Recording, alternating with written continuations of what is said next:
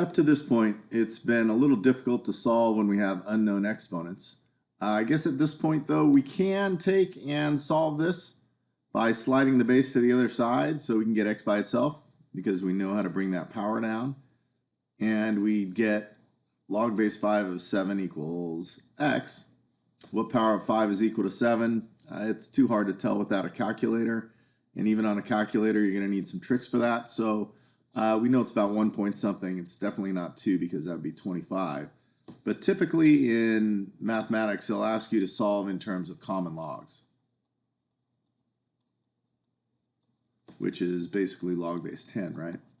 So if I want to solve this problem using common logs, the way I'll do it is as follows. Anytime you solve an equation, you got to make sure that whatever you do to one side of the equation, you do to the other side. So what we're going to do is take the common logarithm of both sides of the equation. And now using the properties of logarithms, I can bring that x to the front.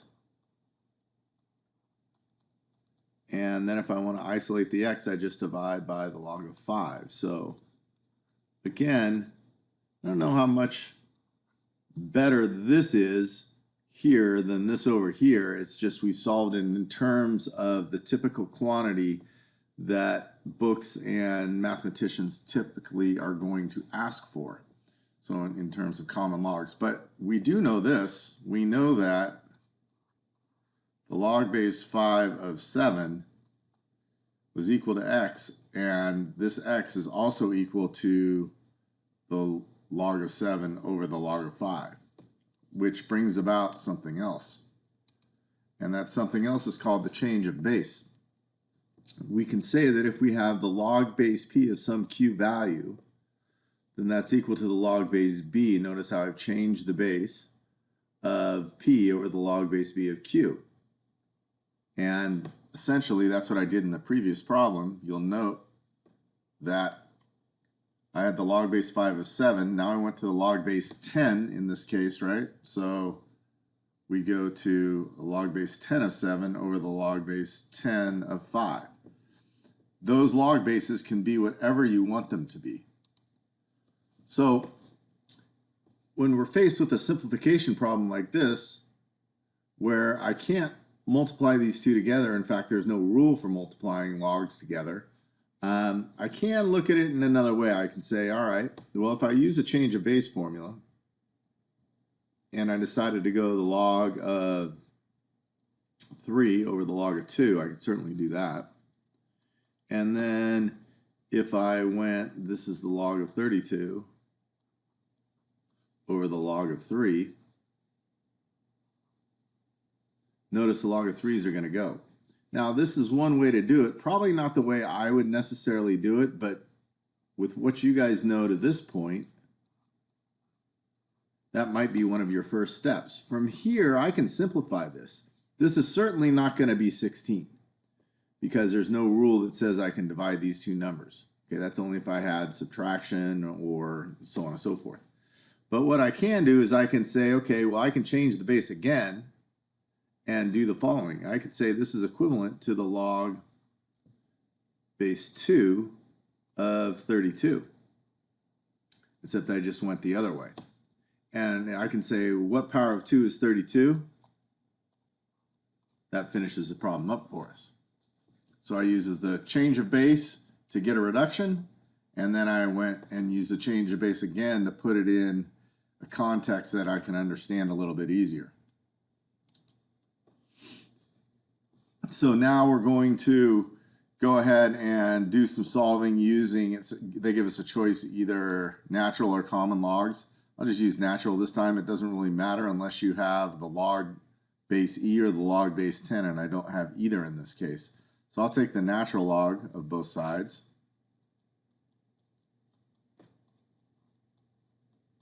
I'll bring that x plus 1 to the front.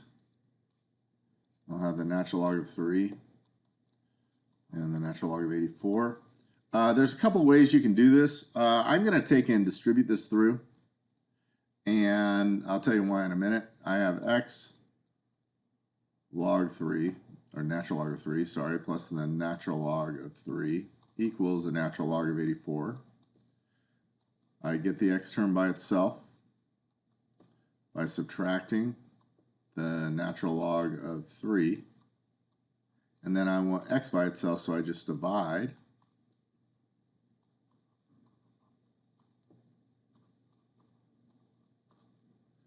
And I get this quantity. Notice I can't reduce this because I have a subtraction here. However, I can probably simplify this a little bit more. I know that 3 goes into 84 evenly, all right? And that's just going to be a total of 28 times. So I can say this is, I'll do it in a couple of steps. How's that? Natural log, because I have a subtraction, I can turn that into a division over the natural log of 3. So this is the natural log of 24 over the natural log of 3 as a solution. And that's about as simple as I get in this case. Again, I cannot reduce the 24 and the 8 because these aren't multiplications. This would be like saying, oh, I don't know, that's not a good example. Let's just put it this way. You can't say this is equivalent to the natural log of 24 over 3. No go. You could only do that with a subtraction. So that's our final answer. All right. Similar problem, but there's some, added confusion in here with all this kind of stuff. I still want to isolate the base first in this case. So what I'll do is I'll take and bring the 12 over by subtracting, get me 32. And then I'll divide by 4. So I now have my base isolated. And actually, this case, I could use common logarithms or natural logs, but it's probably easier to just say, well, hey, that's just 2 cubed, and this is 2 to the x plus 5, and I know that x plus 5 is equal to 3, and x equals negative 2, and I'm done. This problem, you're going to have to use common logarithms or natural logarithms to solve. Since, again, I don't have a base 10 or a base e, I'm going to use natural log, just because it's one less letter to write. So I take the natural log of both sides. I, again, will bring that x plus 5 out in front. Now this x comes out here. Suppose there's a little bit of a problem. I'm going to need to get all the x's to one side. So I'll distribute this and get x natural log of 7 plus 5 natural log of 7 is equal to x natural log of 2. Get all the x's to one side.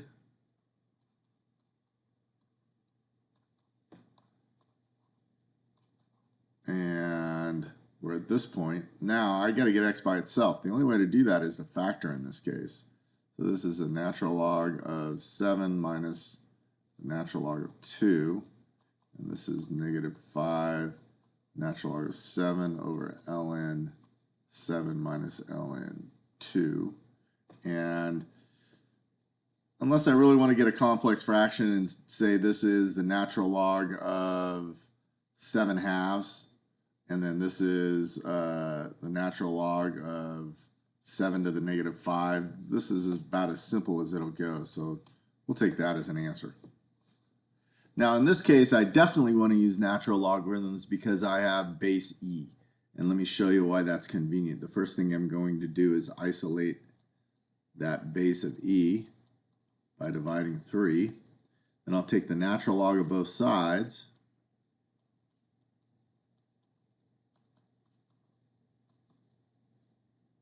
Four x plus 5 will go in front. It's a natural log of e.